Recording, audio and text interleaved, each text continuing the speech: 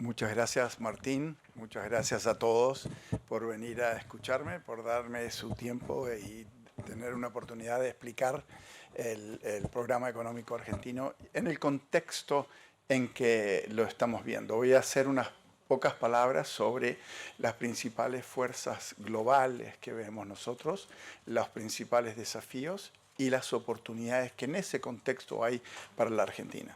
Así que tengo una pequeña presentación y el primer punto que me gustaría hacer es comenzar por decirles que estamos en un mundo muy diferente al mundo de las 3 décadas anteriores.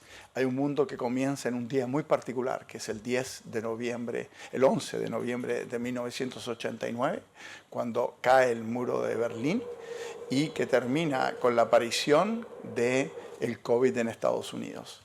Ese mundo tuvo algunas características, que fue, número uno, la globalización, la incorporación de China a la economía mundial, la incorporación de Europa Oriental a la economía mundial, la apertura, un rol central de la Organización Mundial del Comercio.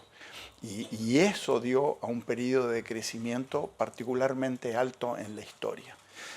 Hoy nos enfrentamos a lo que es un periodo de crecimiento sustancialmente más bajo. Creemos que, viendo los números del Fondo Monetario Internacional, quien hace proyecciones para los 5 años en adelante, estamos viendo las proyecciones para 5 años más bajas que ha tenido el fondo en 3 décadas. Entonces, estamos en un mundo que pasó de ser un mundo que se globalizaba, un mundo que incorporó a China, un mundo que crecía en los volúmenes de comercio internacional, a un mundo que va a crecer a tasas más bajas y en particular a un mundo que está alineándose bastante bipolarmente en términos de lo que es por una parte Estados Unidos y por el otro lado el mundo asiático. Así que ese es el mundo que enfrentamos. Pero además rápidamente voy a mencionar algunas otras fuerzas que existen. Aquí ven ese periodo, aquí tenemos la inflación global, me habría mostrado la inflación de Estados Unidos y Europa.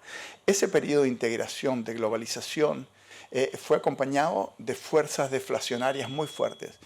Durante un prolongado periodo de tiempo, los bancos centrales del mundo luchaban para alcanzar una inflación del 2% y no lo hacían.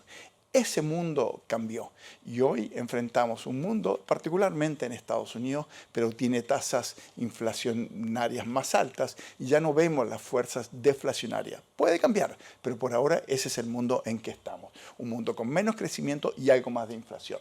Tercera fuerza, esto sí que es importante para todo el mundo y lo voy a decir rápidamente, tiene que ver con las fuerzas demográficas. En la última década empezaron a hacer una transición varios países en donde la población dejó de crecer y empezó a caer en forma sostenida. El caso más dramático que tenemos por delante es el caso de China. China hoy tiene 1.400 millones de habitantes y China es posible que, según las estimaciones de las Naciones Unidas y los que se dedican a esto, estiman que a fin de siglo la población de China va a bajar de 1.400 millones de habitantes a aproximadamente 680 millones de habitantes. Esto es una caída con enormes implicancias de todo tipo en precios, en el tipo de bienes que se consumen, etcétera, etcétera. Pero en particular para los sistemas de pensiones y para los sistemas de salud. Entonces tenemos menor crecimiento, algo más de inflación y fuerzas demográficas muy, muy importantes que están impactando a todo el mundo. Vamos a la próxima, por favor. La irrupción de China tuvo un impacto brutal en todo el mundo a partir de aproximadamente el año 2000 y se acelera después de 2003, 2004, 2005 con un shock de commodities que hizo que muchos de los commodities se multiplicaran varias veces y permitió que muchos países presentaran, si esos precios se mantenían, que presentaran cuentas fiscales, cuentas externas, etcétera, que aparecían muy atractivos, pero detrás de ellos había un brutal shock en términos de intercambio que afectó particularmente a toda la región, afectó particularmente a todos los gobiernos. Aquí vemos cómo la soja pasa de $200 a más de $600. Ese mundo también quedó atrás. Entonces, el rol de China en el mundo hacia adelante, en términos de cambios, de tasas de cambio, va a ser sustancialmente menor de lo que ha sido hasta ahora. Sigamos. Y aquí tienen ustedes lo que han sido las tasas de interés que acompañaban a esa menor inflación. Tuvimos un mundo marcado por fuerzas deflacionarias en donde las tasas de interés en el mundo convergieron a cero. Hoy otra característica es que tenemos un mundo de tasas de interés más altas. Este es el conjunto de oportunidades y desafíos que nos presenta el mundo. Aquí hay otra característica que tenemos hacia adelante. Cuando miramos hacia adelante, el otro gran desafío que tiene implicancias particularmente en los mercados laborales, en los programas educacionales, es la inteligencia artificial. Y el mundo de inteligencia artificial, el mundo de tecnología, está básicamente concentrado en Estados Unidos, que es quien más innova, y en China, que produce en grandes cantidades. Pero hacia el futuro, y Europa se quedó atrás. Ahí ven ustedes los diferenciales de productividad entre Estados Unidos y Europa, que también se convirtieron en diferenciales en tasa de crecimiento. Estados Unidos creció en lo que va de este siglo prácticamente 25% más que Europa. Estados Unidos presenta una coyuntura muy especial, en donde las cuentas fiscales hacia el futuro se ven como comentaron en el panorama anterior, entiendo en el programa anterior, se ven complejas, pero tiene un sector privado que es absolutamente incomparable al resto del mundo, de una creatividad, de una flexibilidad, de un constante proceso de generación schumpeteriana de nuevas empresas, nuevos productos y de creación de empleos, con un mercado laboral, que esto es importante para nosotros, un mercado laboral muy flexible. Fíjense que Estados Unidos todos los meses se genera aproximadamente 3 millones de nuevos empleos. Todos los meses, 3 millones un poquito más, 3,2. Todos los meses se destruyen aproximadamente 3 y el neto son 200.000. Pero es un mercado laboral que está constantemente cambiando, fluyendo, llevando a los trabajadores hacia los sectores que emergen y que son más productivos. Esto es muy americano, esto es típico de Asia y esto no existe en América Latina, no existe en Argentina y no existe en Europa. La próxima, por favor. Voy a entrar ahora de pleno en el programa argentino. Y aquí es, para los que son nuevos, me imagino que todos los conocen en gran medida, pero este programa representa un quiebre con la historia, no solamente de Argentina, sino yo diría de todo el continente y de Occidente en los últimos años. El gobierno del presidente Milei, al llegar al poder, se encuentra con una situación dramática al borde de una hiperinflación, al borde de un colapso financiero, con desequilibrios, sobre todo con desequilibrios fiscal, monetario, financiero, de una magnitud que no habíamos visto antes. Era altamente improbable que se pudiera evitar una crisis de enorme proporción. Y aquí voy a comentar en lo que fue el programa y lo que es original del programa argentino. Y lo voy a decir, lo voy a contar no con unas palabras mías, sino que con palabras de Kristalina Georgieva, la directora ejecutiva del Fondo Monetario Internacional. Cuando fuimos al Fondo Monetario Internacional en esta oportunidad a plantearle que nosotros queríamos acelerar la salida del control de capitales, del cepo cambiario, que queríamos pasar a un sistema de flotación y que necesitábamos para hacerlo en forma calmada, en forma ordenada, sin sobresaltos, 20.000 millones de dólares. Kristalina nos dice una frase muy interesante. Ella dijo, Toto, porque a Caputo le dice, Toto, le dice, Toto, cuando me dijeron que querías 20.000 millones de dólares para salir del cepo, yo dije, imposible. Pero después me acordé de una cosa. Me acordé cuando en diciembre del 23 me dijiste que iban a cerrar un déficit fiscal de 5% del producto. Yo había dicho, imposible. Y hicieron lo imposible. Hicieron lo que no ha podido hacer ningún país en muchas décadas. Por esa razón, ahora que piden 20.000 millones de dólares para salir en forma ordenada, calmada, no te voy a decir impossible y te voy a decir que si me muestran los argumentos y los datos, yo te voy a apoyar. Entonces, el programa argentino de económico tiene tres partes fundamentales que me gustaría resaltar. Una parte que es en el centro, que es la primera, sobre la cual se basan todas las demás, es el restablecimiento del Estado de Derecho, la santidad de los contratos y el cumplimiento de todos los contratos. Eso es una parte central del programa argentino. Y si ustedes ven, se evitó una crisis de proporciones mayores cumpliendo con absolutamente todos los contratos y todos los compromisos que existían, a pesar de que eran de los más altos que había enfrentado un gobierno en la historia al asumir la nueva administración. Entonces, eso es un punto que me gustaría resaltar. El cumplimiento de los contratos y el restablecimiento del Estado de Derecho. Dentro de ese marco tomamos todas las decisiones económicas. Ese es número uno. Número dos, como parte central está un compromiso inquebrantable con el equilibrio fiscal, con el déficit cero. Si nosotros miramos la historia argentina de los últimos 50 años, y la hacemos comparativamente con el resto del mundo, vamos a ver una cosa. Argentina era el país más volátil del mundo. No el número 3 o 4, el 10, que igual no sería muy posible. El número 1, la economía más volátil del mundo.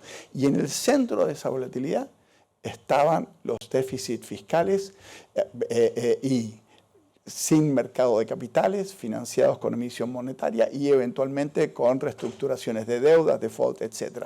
Eso es la fuente central de la enorme volatilidad de la economía argentina. Acá hay un compromiso inquebrantable del presidente y de todo el equipo económico de Toto Caputo con el déficit cero. Yo pienso que fue lo que me convenció a venir a mí a trabajar con el equipo. Yo tengo una larga historia de venir siguiendo la Argentina y desde mi perspectiva había un problema central, no solamente en términos de un cierto sector político, sino la mayor parte de la sociedad, que no entendía que para solucionar los problemas de Argentina teníamos que, como mínimo, arrancar cerrando el déficit fiscal y bajando el gasto agregado.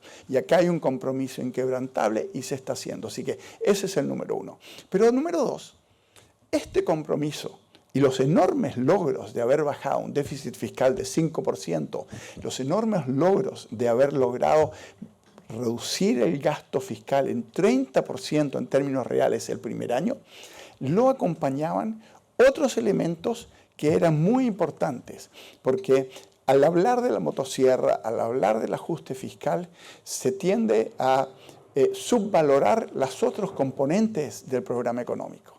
Y los otros componentes eran absolutamente esenciales y se reforzaban unos con otros. ¿Cuáles eran?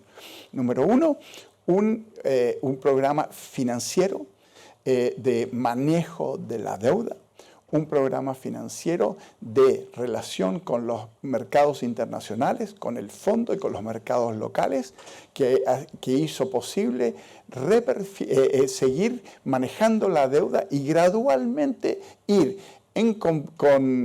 cumpliendo con todos los contratos, que el mercado fuera alargando cada vez más la duración de la deuda local y cumplimos con todos los compromisos. Entonces teníamos un elemento financiero muy importante. El otro tenía que ver con la política monetaria y el manejo de la tasa de interés real.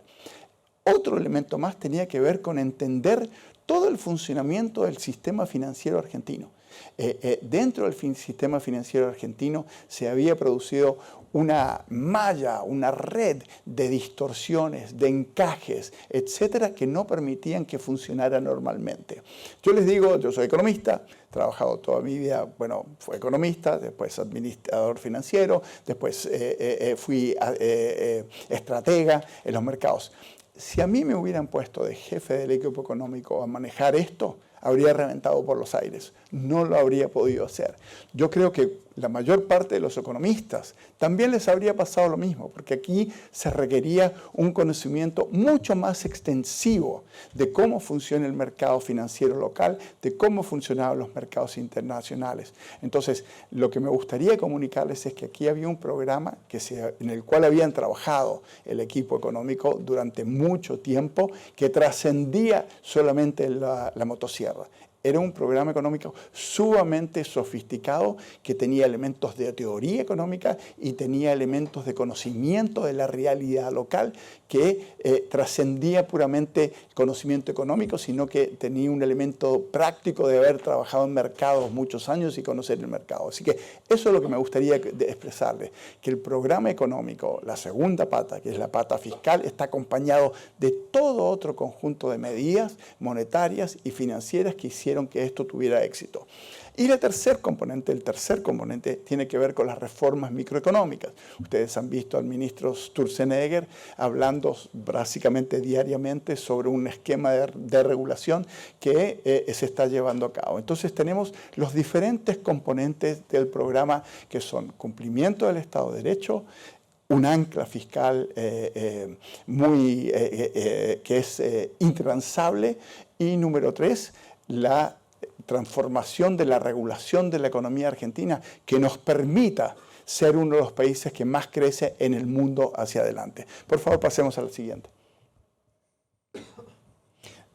Muchas veces nos dicen que esto lo hemos visto en Argentina, que esto no es la primera vez que ha ocurrido y gobiernos de distintos signos. Lo que nosotros les decimos es que este programa no solamente es diferente a todos los anteriores, sino que en gran medida es lo opuesto. Lo que ustedes tienen ahí es la suma del déficit fiscal del Tesoro más la suma del cuasi fiscal generado por el Banco Central. Es la suma de los dos. Y como ven ustedes, a través de la historia ha venido en forma bastante constante subiendo y no se ha podido bajar, hasta que llega el gobierno de Javier Milei, y ustedes pueden ver cómo básicamente se elimina completamente el déficit cuasi fiscal del Banco Central y se elimina totalmente el déficit cuasi fiscal del Banco Central, y lo mismo se hace con el del Tesoro. Esto no tiene precedentes. Y la verdad es que para mí, detrás de esto hay un cambio más allá de política económica, hay un cambio en la sociedad argentina.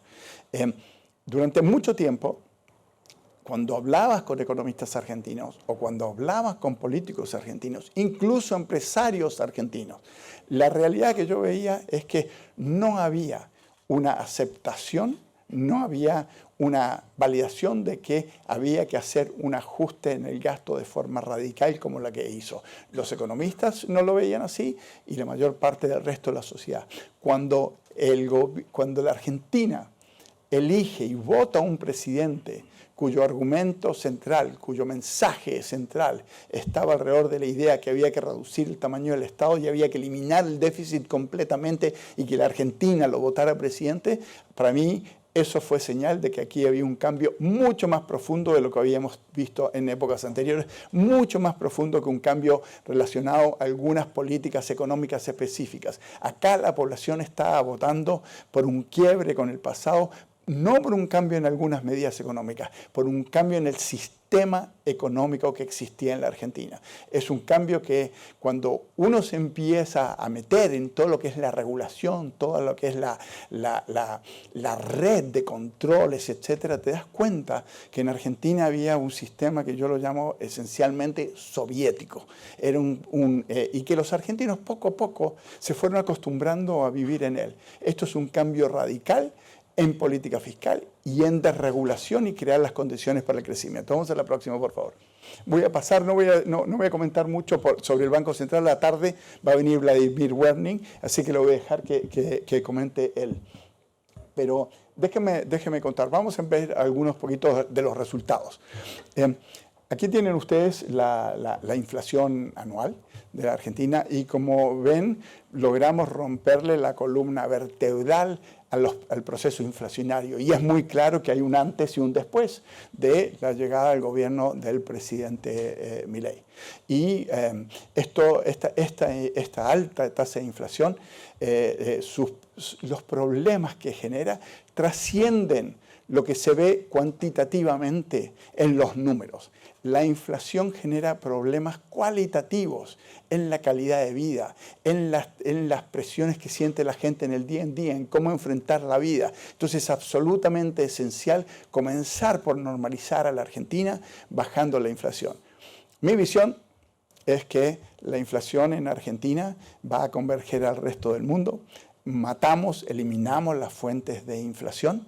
Es más, si nosotros miramos las causas de la inflación y vemos las causas existentes hoy en otros países y en Argentina, lo que yo veo es que vamos a converger no solamente a la inflación internacional, yo creo que vamos a converger muy posiblemente a tasas más bajas que la inflación internacional y posiblemente las tasas más bajas de todo el continente.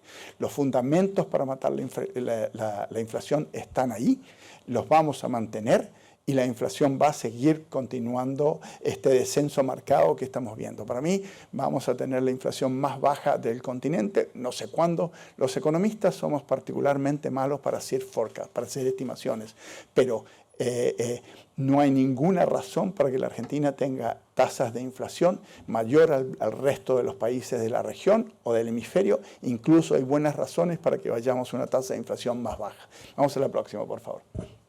Voy a hacer aquí lo más notable del programa económico argentino. La Argentina implementó un ajuste fiscal de 5% del producto. Pero ese ajuste fiscal esconde algunas realidades. Por ejemplo, esconde la realidad que, a pesar de haber bajado el gasto en 30% en términos reales, hubo una transferencia de recursos, un aumento en recursos de 2 puntos porcentuales hacia los sectores más necesitados. Entonces, bajamos el gasto, y yo digo bajamos, la verdad que me estoy subiendo, estoy un poco dándome crédito en algo que yo no estaba, porque yo llegué en septiembre pasado, el programa había sido concebido antes, el programa había sido implementado, pero se bajó el gasto en 30%, se aumentó el gasto en los sectores más necesitados. Y lo más notable es que si ustedes toman cualquier libro de economía básica, introducción, de PhD, de lo que ustedes quieran. Y ustedes ven qué pasaría si un país, o el modelo básico que tienen estos libros, en un país en donde recortás el 30% en términos reales del gasto en un año, te dirían que vas a ir a una depresión brutal. Y es lo que pensó mucha gente. Mucha gente pensó que estábamos reduciendo la inflación a costa de una gran depresión. Y la verdad es que no pasó. La economía, que había entrado en recesión bastante antes que nosotros, en aproximadamente unos 9 meses antes de que llegáramos al gobierno, esa economía que venía en recesión toca un fondo aproximadamente en marzo y abril y luego comienza a crecer. La reducción del Producto Bruto durante todo el 2024 fue de 1,3%, tenemos los números nuevos, a pesar de haber cortado el gasto, reitero, 30% en términos reales. Pero lo más notable de eso es lo siguiente, es que si bien el Producto Bruto cayó 1,3% durante el año, la actividad mostró un patrón en donde al cabo de 12 meses, el nivel de actividad, el nivel de Producto Bruto que se estaba generando era más alto en diciembre del 24 que en diciembre del 23. Es decir, cuando a pesar del ajuste fiscal, el Producto Bruto generado mes por mes en diciembre era 6% más alto que lo que fue en diciembre del 2023. Esto es lo que se llama un ajuste fiscal expansivo, que al retirar al Estado de la economía, al reducir la presión en recursos sobre la economía, el sector privado pudo crecer. Pero tenemos los números del primer trimestre de este año y los números son aún más notables, porque lo que nos muestran es una economía en un proceso de crecimiento sumamente vigoroso y creciendo no solamente un proceso vigoroso, sino con un proceso sumamente sano y balanceado. La inversión creció el primer trimestre de este año 23% en términos reales. Puedo seguir dándole todo tipo de indicadores en ese sentido, pero estamos frente a un proceso de expansión productivo liderado por la inversión que se ve en las importaciones de bienes de capital, que se ve en muchas otras áreas. Y estamos acompañados por un proceso de mayor eficiencia en los componentes de inversión. Déjenme decir un dato que para mí es muy importante, que no se le ha dado suficiente importancia, notoriedad, creo yo. Una de las medidas que tomamos fue que se permitió la importación de máquinas usadas a la Argentina, maquinarias, equipos usados. Y esto es extraordinariamente notable, porque la Argentina es un país que está absolutamente descapitalizado. Hace 10 años que no hay capitalización, que no se invierte en la Argentina y el producto está estancado. Si no invertimos, si no renovamos el stock de capital, no vamos a crecer. Ahora déjenme decirles lo siguiente con respecto a esta medida que anuncié. Cuando yo compro una máquina nueva, hay un proceso hay una depreciación del precio casi instantánea al sacarla del local en donde la compré. Y tiene que ver con contratos financieros, de leasing, pero el precio cae mucho. En promedio caen aproximadamente 30% en el primer año. En el segundo año caen hasta 50%. Pero ese proceso de caída en los precios es sustancialmente más rápido que lo que es la obsolescencia tecnológica. Una máquina de hace 2 años es prácticamente nueva, tecnológicamente lo mismo. Y lo que nosotros vamos a ver es que si nosotros medimos la inversión en términos de dólares, en términos del valor en pesos, de cuánto se está invirtiendo, va a estar escondiendo detrás el hecho de que esos pesos compran mucho más máquinas hoy en día. Entonces, y estamos viendo una explosión en la importación y venta de máquinas agrícolas en la Argentina que nos va a permitir renovar el stock de capital, pasar a un stock de capital mucho más nuevo, pero al mismo tiempo aumentarlo. Entonces estamos sentando las bases para un crecimiento bastante más sólido. Vamos a la próxima, por favor. Esto es desde el punto de vista personal, cuando uno entra al servicio público, hay muchas cosas que pueden ser difíciles, gratificantes. Yo creo que no puede haber nada más gratificante que contribuir a la baja de la pobreza en un país, de la ayuda a nuestros connacionales para que tengan una vida más digna. Y a pesar de haber reducido, reitero, el déficit en 5%, el gasto en 30%, Argentina logró sacar en el primer año 10 millones de personas de la pobreza, con una fuerte concentración en quienes sacamos la pobreza, en los niños más desvalidos. Esto es realmente una de las medidas más importantes, más notorias, y creo que una de las razones por las cuales es satisfactorio entrar al servicio público, poder ayudar en la baja de la pobreza. Vamos a la próxima, por favor. Se habla mucho del tipo de cambio de la Argentina, sobre el déficit de cuenta corriente de la Argentina. Y acá voy a hablar voy a dar 2 mensajes. Durante años yo trabajé en el sector financiero. Trabajé en JP Morgan en research, en investigaciones. Hicimos de los primeros modelos que había sobre tipo de cambio real. Hicimos mucho, después lo hice en Deutsche, después lo hice, yo tuve una empresa que era básicamente un laboratorio de investigación económica y financiera. Y déjame decirle una cosa, los economistas no tenemos ninguna herramienta útil para poder predecir tipos de cambio. Una de las grandes fallas de la profesión es justamente no crear modelos que nos permitan poder predecir tipos de cambio. Ken Rogoff, que es posiblemente el hombre más distinguido en el mundo hoy de la academia, justamente acaba de publicar un libro, yo creo que todos los conocen, Ken Rogoff, profesor de Harvard, fue jefe de investigaciones del fondo, etc. Y Ken decía que la frustración más grande que tiene como académico es que todavía no podemos decir mucho sobre el tipo de cambio y hacia dónde va a ir. Entonces, yo lo que voy a decir es lo siguiente. Número 1, hoy en la Argentina tenemos un tipo de cambio flotante. Quiero reiterar, tenemos un tipo de cambio flotante.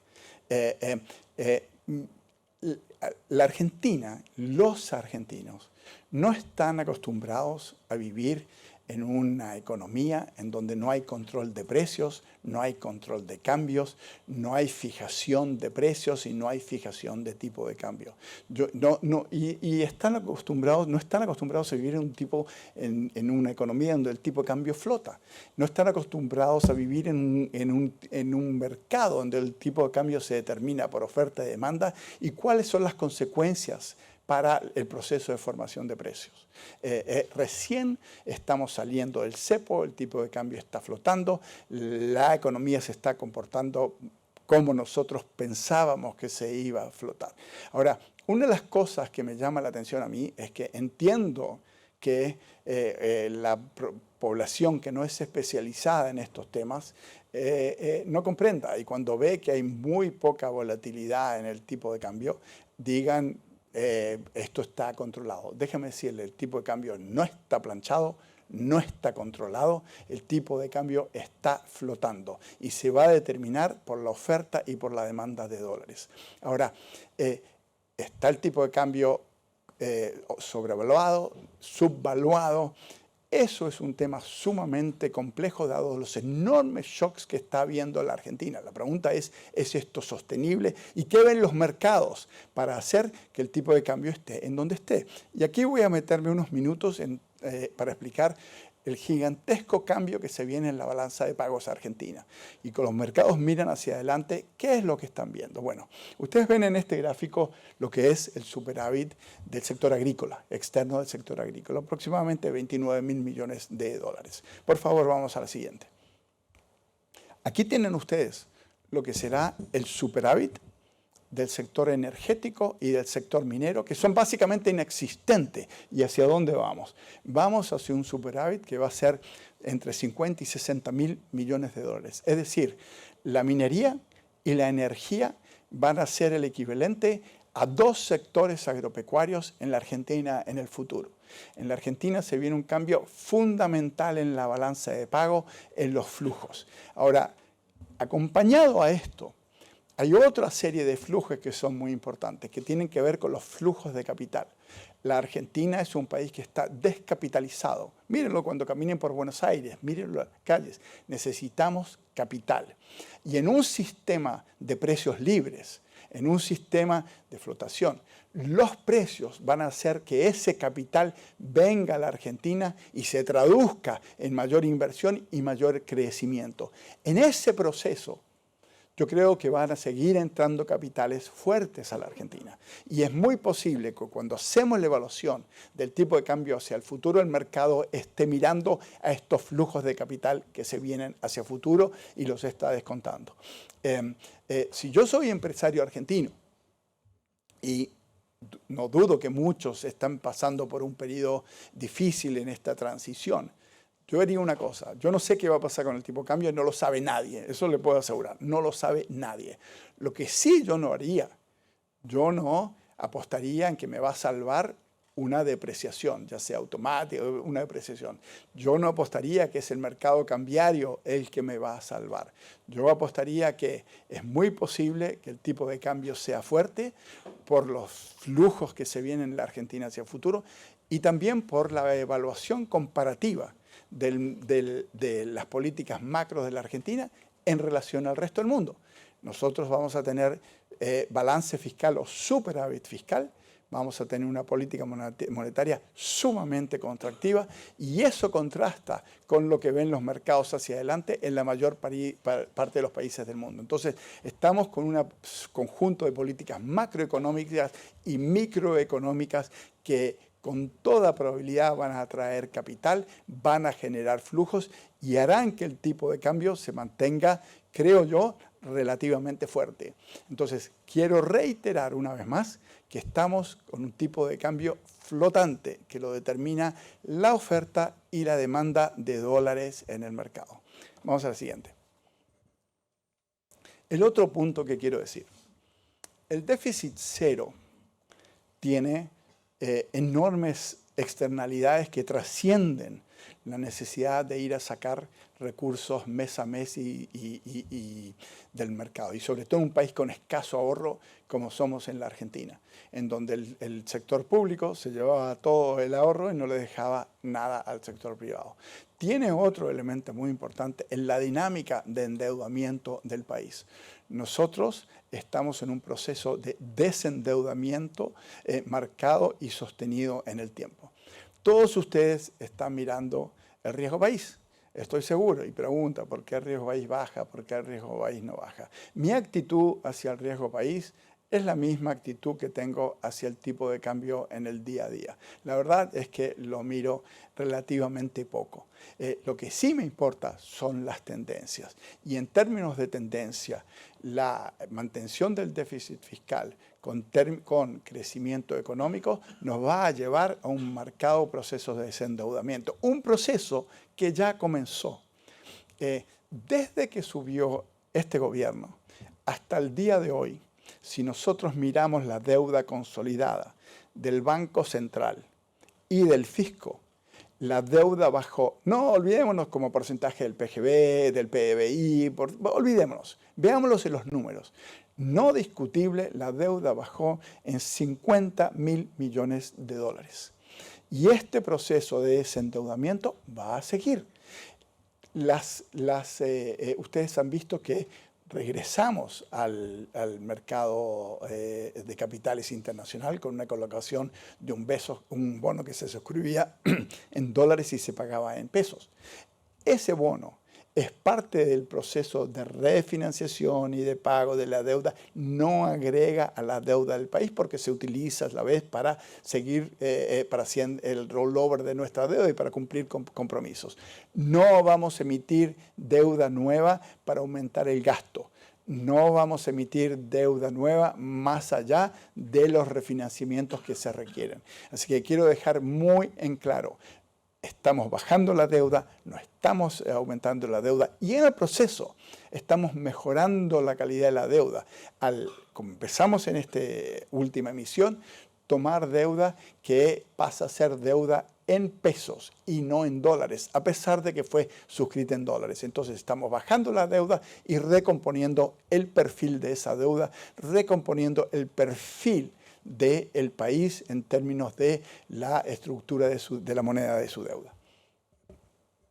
Aquí está lo que dije del tipo de cambio real, ya hablé de esto, vamos a eso es lo que quiere decir. Mi mensaje final es el siguiente.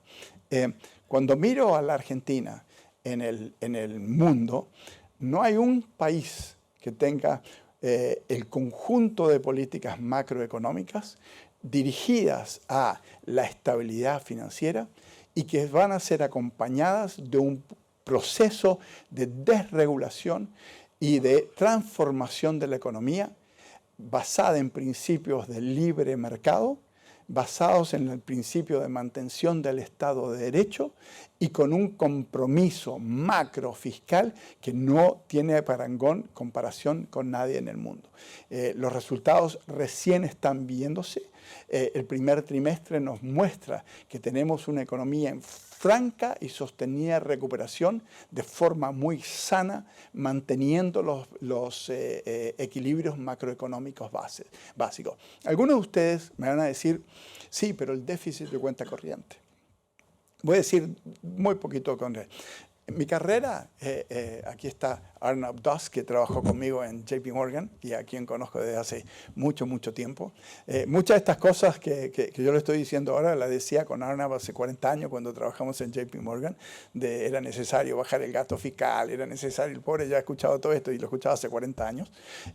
Pero déjame decirle, cuando analizamos los países a través del mundo, vivimos juntos la crisis de México, del tequila, la crisis de Asia, Indonesia, Tailandia, Rusia, los países, después los países durante la crisis europea.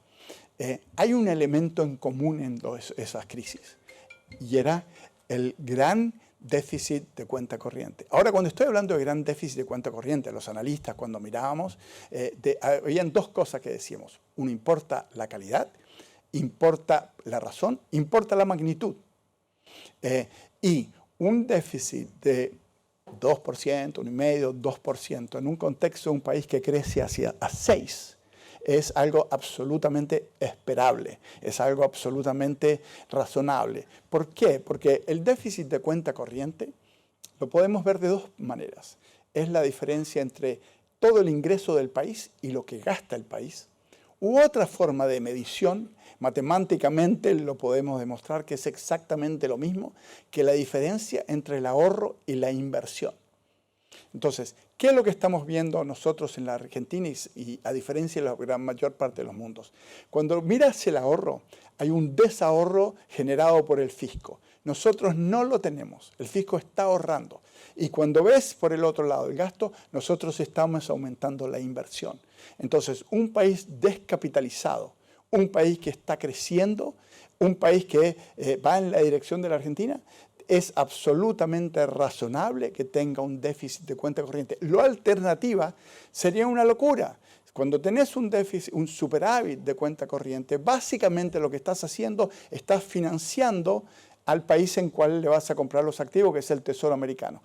No tiene ningún sentido. Ahora, nosotros sí vamos a seguir monitoreando el déficit de cuenta corriente, sí lo vamos a seguir mirando, pero lo que pensamos es que en este momento es absolutamente esperable, es razonable, nos sentimos cómodos con este nivel y sobre todo porque es un déficit que está explicado fundamentalmente en gran medida, no totalmente, hay un componente de gasto, pero en gran medida por la inversión. Pero si ustedes miran el resto de la región, ustedes van a ver países con déficit de cuenta corriente bastante más alto que nosotros. 2,5%, 3%, pero que crecen al 2%. Entonces, creciendo al 6%, creciendo al 5,5%, con un déficit de cuenta corriente del 2%, es absolutamente esperable. Algunas magnitudes. La última crisis, la más grande del mundo que enfrentamos, ¿cuál fue? Fue la crisis, la crisis financiera del 2008. ¿Cuánto eran los déficits financieros de cuenta corriente en ese momento? España, 14% del producto. Había otros países, Rumania, todos los países de Europa Central que tenían déficit de 18% del producto. ¿Cuál fue la crisis de México? 7% del producto. ¿Cuál fue la crisis de Tailandia, la crisis de Indonesia, la crisis de todos? Eran déficit de 7, 5, 8, todos más que 5%. Nosotros lo seguimos monitoreando. Es esperable, estamos muy cómodos, está financiado por el sector privado, está generado por el sector privado, tenemos un tipo de cambio flotante, es algo absolutamente esperando y estamos en un proceso que es único. Yo fui inversionista, yo no les voy a dar consejos de inversión, pero lo que sí yo he visto es que los países en que se crea la mayor cantidad de riqueza son los países en donde se producen transformaciones de la magnitud y de la intensidad de lo que estamos haciendo en Argentina. Muchas de esas fallan. ¿Por qué fallan? Porque no soluciona el problema fiscal. Nosotros lo solucionamos y estamos trabajando con todo el resto de las reformas para que Argentina sea el país que más crece en el mundo en las próximas décadas. Aquí los voy a dejar. Muchas gracias.